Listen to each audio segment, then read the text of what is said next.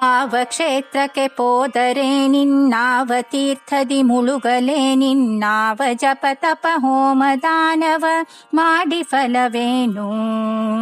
ಶ್ರೀವರ ಜಗನ್ನಾಥ ವಿಠಲನ ಈ ವಿಧದಿ ಜಂಗಮ ಸ್ಥಾವರ ಜೀವರೊಳು ಪರಿಪೂರ್ಣನೆಂದರಿಯದಿಹ ಮಾನವನು. ಕರಾರವಿಂದೇನ ಪದಾರವಿಂದಂ ಮುಖಾರವಿಂದೇ ವಿನಿವೇಶಯಂತಂ ವಟಸ್ಯ ಪತ್ರಸ್ಯ ಪುಟೇಶಯಾನಂ ಬಾಲಂ ಮುಕುಂದಂ ಮನಸಾ ಸ್ಮರಾಮಿ. ದಾಸವರ್ಯಂ ದಯಾಯುಕ್ತಂ ದೂರೀಕೃತ ದುರಾಶಿಷಂ ಹರಿಕಥಾಮೃತಸಾರ ವಕ್ತಾರಂ ಜಗನ್ನಾಥ ಗುರುಂ ಭಜೆ. ಶ್ರೀ ಹರಿಕಥಾಮೃತಸಾರ ಧ್ಯಾನ ಪ್ರಕ್ರಿಯಾ ಸಂಧಿ. ಪದ್ಯ 32. ಆವ ಕ್ಷೇತ್ರಕ್ಕೆ ಪೋದರೇನು ಎಂಬ ಪದ್ಯದಲ್ಲಿ ಶ್ರೀ ಜಗನ್ನಾಥದಾಸಾರ್ಯರು ಜಂಗಮ ಸ್ಥಾವರ ಜೀವರಲ್ಲಿ ಪರಿಪೂರ್ಣನಾದ ಶ್ರೀಹರಿಯ ವ್ಯಾಪ್ತಿಯನ್ನು ತಿಳಿಯದ ಜ್ಞಾನರಹಿತನಾದ ಮಾನವರಿಗೆ ಯಾವ ವಿಧವಾದ ಸತ್ಕರ್ಮಗಳು ಫಲಪ್ರದವಾಗುವುದಿಲ್ಲ ಎಂದು ತಿಳಿಸಿದ್ದಾರೆ. ಚಲ ಮತ್ತು ಅಚಲ ಪ್ರತೀಕಗಳೆಂಬ ಶ್ರೀ ಪರಮಾತ್ಮನ ಅಧಿಷ್ಠಾನಭೂತವಾದ ಪ್ರತಿಮೆಗಳಲ್ಲಿ ಚೇತನ ವರ್ಗದಲ್ಲಿ ಸಂಚರಿಸುವ ಮಾನವರು ಪಶ್ವಾದಿ ಜಂತುಗಳು, ಜೀವವಿದ್ದೂ ಚಲಿಸದೇ ಇದ್ದಲ್ಲಿಯೇ ಇರುವ ವೃಕ್ಷ ಲತೆ ಗುಲ್ಮಾದಿಗಳಲ್ಲಿ ಶ್ರೀಹರಿಯು ಪರಿಪೂರ್ಣನಾಗಿ ವ್ಯಾಪಿಸಿದ್ದಾನೆಂದು ತಿಳಿದು ಉಪಾಸಿಸಬೇಕು.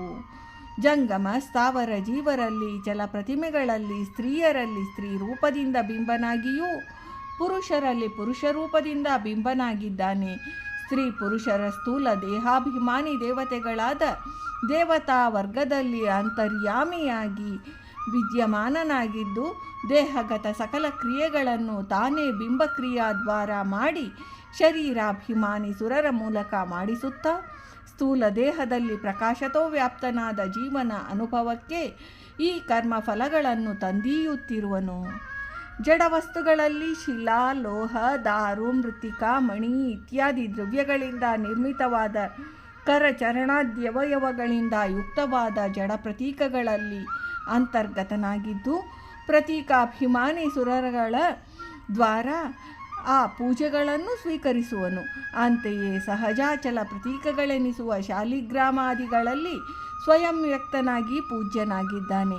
ಈ ಪ್ರಕಾರ 4 ವಿಧವಾದ ಪ್ರತಿಮಾದಿಗಳಲ್ಲಿ ಸಮಗ್ರವಾಗಿ ವ್ಯಾಪಿಸಿ ಪರಿಪೂರ್ಣ ಗುಣಾಧಮನಾದ ಆ ಪರಮಮಂಗಳಮೂರ್ತಿ ಸಂಸೇವ್ಯಮಾನನಾಗಿದ್ದಾನೆಂದು ಗುರುಪದೇಶದ್ವಾರ ತಿಳಿದು ಶಾಸ್ತ್ರಯೋನಿತ್ವತ್ ಅಧ್ಯಯನ ಮಾಡುತ್ತಾ ತನ್ನ ನಿತ್ಯ ಜೀವನದಲ್ಲಿ ಉತ್ತಮ ಜ್ಞಾನಾನುಸಂಧಾನಪೂರ್ವಕ ತಿಳಿಯದಿರುವ ಜ್ಞಾನಶೂನ್ಯನಾದ ಮಾನವನು ಮಾಡುವ ಕ್ಷೇತ್ರ ಯಾತ್ರಾದಿಗಳು ಸಕಲ ಸತ್ಕರ್ಮಗಳಿಂದ ಏನೂ ಫಲವಿಲ್ಲವೆಂದು ತಿಳಿಸುತ್ತಾರೆ.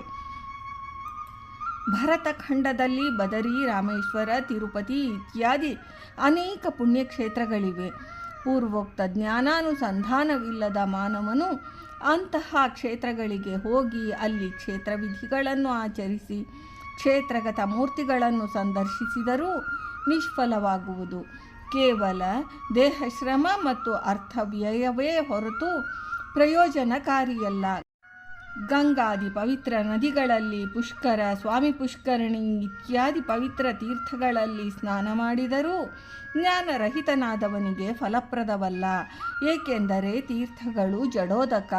ಆ ತೀರ್ಥಾಭಿಮಾನಿ ದೇವತೆಗಳನ್ನು ಸ್ಮರಿಸುತ್ತಾ ತದಂತರ್ಗತ ಭಗವದ್ರೂಪಗಳನ್ನು ಸ್ವಬಿಂಬನಲ್ಲಿ ಐಕ್ಯಚಿಂತನಾಪೂರ್ವಕ ಮಾಡುವ ಸ್ನಾನವು ಈ ದೇಹಾಂತರ್ಗತನಾದ ಬಿಂಬರೂಪಿ ಶ್ರೀ ಪರಮಾತ್ಮನಿಗೆ ಅಭಿಷೇಕವೆಂದರಿತು ಸ್ನಾನ ಮಾಡಿದರೆ ಮಾತ್ರ ಫಲಪ್ರದವಾಗುವುದು.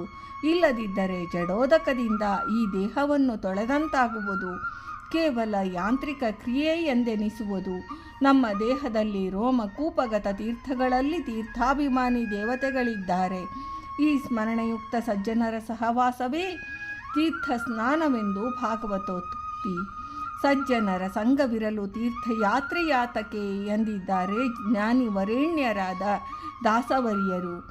ಗಾಯತ್ರಿ ಇತ್ಯಾದಿ ಜಪಗಳ ಆಚರಣೆ, ತಪೋರೂಪವಾದ ಧ್ಯಾನ ಕ್ರಿಯೆ, ಯಜ್ಞಯಾಗಾದಿಗಳು, ಗೋದಾನ, ಭೂದಾನ ಇತ್ಯಾದಿ ದಾನಗಳನ್ನು ಮಾಡುವುದು ಇತ್ಯಾದಿ ಸತ್ಕರ್ಮಗಳನ್ನು ಆಚರಿಸಿದರೂ ಕರ್ಮ ಫಲಪ್ರದನಾದ ಆ ಸತ್ಕರ್ಮಗಳೆಲ್ಲಕ್ಕೂ ಮುಖ್ಯ ವಿಷಯನಾದ ಸರ್ವತ್ರ ವ್ಯಾಪಕನೂ ಪರಿಪೂರ್ಣನೂ ಅನಂತ ಕಲ್ಯಾಣ ಗುಣಗಣ ಧಾಮನೂ ಅಶೇಷ ದೋಷ ವಿದೂರನೂ ಆದ ಶ್ರೀಹರಿಯ ಸ್ಮರಣೆ ರಹಿತನಾದ ಯಾವ ಸತ್ಕರ್ಮಗಳೂ ಅಂತಹ ನರರಿಗೆ ಪುಣ್ಯ ರೂಪವಾದ ಫಲಗಳನ್ನು ಕೊಡುವುದಿಲ್ಲ. ಕರ್ಮಗಳು ಜ್ಞಾನಕ್ಕೆ ಸಾಧನವಾಗಬೇಕು. ಸುಜ್ಞಾನಪೂರ್ವಕ ಕರ್ಮಾಚರಣೆ, ಆಗ ಕರ್ಮಕಲಾಪಗಳಲ್ಲಿ ಲೋಪದೋಷಗಳೇನಾದರೂ ಶ್ರೀಹರಿ ಸ್ಮರಣೆಯುಕ್ತವಾಗಿರುವುದರಿಂದ ಬಾಧಕವಿಲ್ಲ ಎಂದು ಸತ್ಕರ್ಮಗಳ ಆಚರಣೆಯ ಗೂಢಾರ್ಥವನ್ನು ಶ್ರೀ ಜಗನ್ನಾಥದಾಸಾರ್ಯರು ಈ ಪದ್ಯದಲ್ಲಿ ತಿಳಿಸಿದ್ದಾರೆ. ಭಾರತೀ ರಮಣ ಮುಖ್ಯ ಪ್ರಾಣಾಂತರ್ಗತ ವೃಂದಾವನ ವಿಹಾರಿ. ಶ್ರೀಕೃಷ್ಣಾರ್ಪಣಮಸ್ತು.